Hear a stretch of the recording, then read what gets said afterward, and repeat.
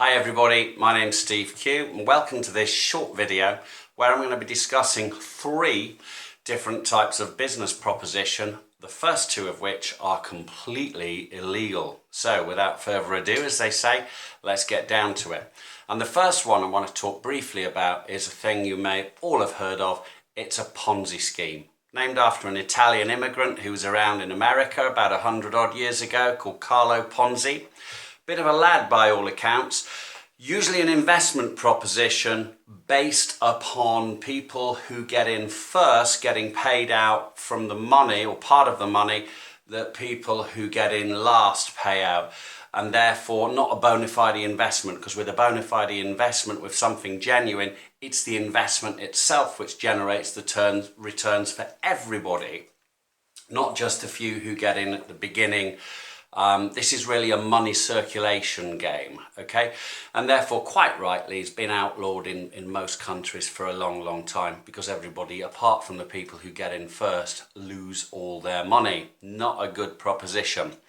The second thing, and by the way, I'm doing this purely to help increase your knowledge or awareness, so that when you get involved in something, if you get involved in something or get offered something, and someone who has no awareness, who makes a comment born out of pure ignorance, says, oh, that's a pyramid scheme, that's a Ponzi scheme, you can make an informed decision for yourself, which maybe up until now you couldn't do, whatever.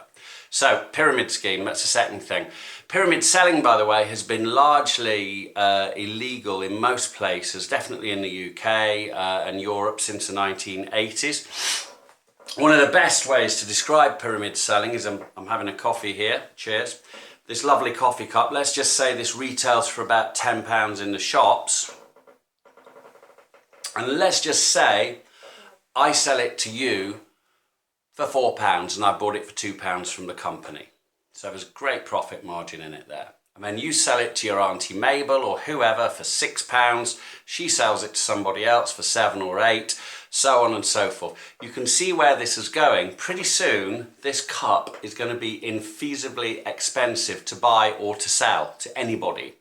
And the people who bought it at the high end invariably won't have bought just one, they'll have bought boxes full of them, and they'll be left with all that stock. And again, bit of a sour taste in the mouth, they'll lose their money, and so you can see why pyramid selling is outlawed. So that's that.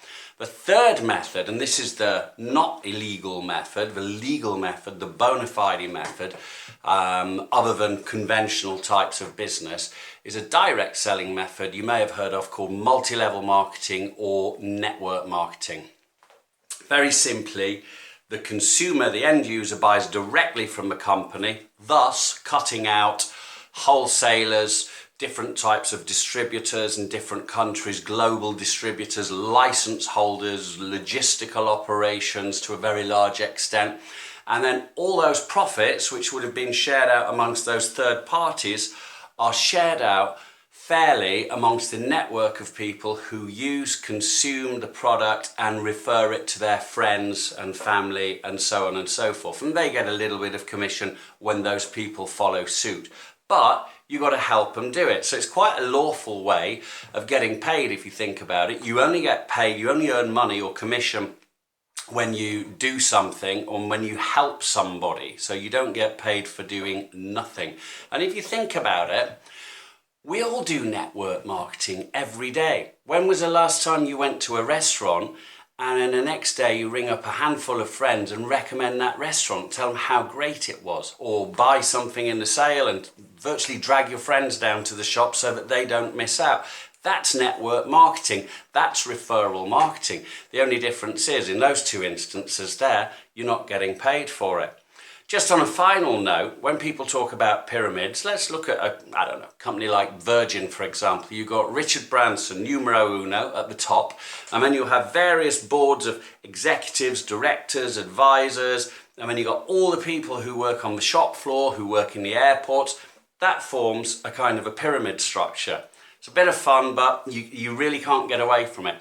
When my whiteboard turns up from Amazon in a few days, I'll be going into a few of these things in a bit more detail for you. Hopefully that will be helpful.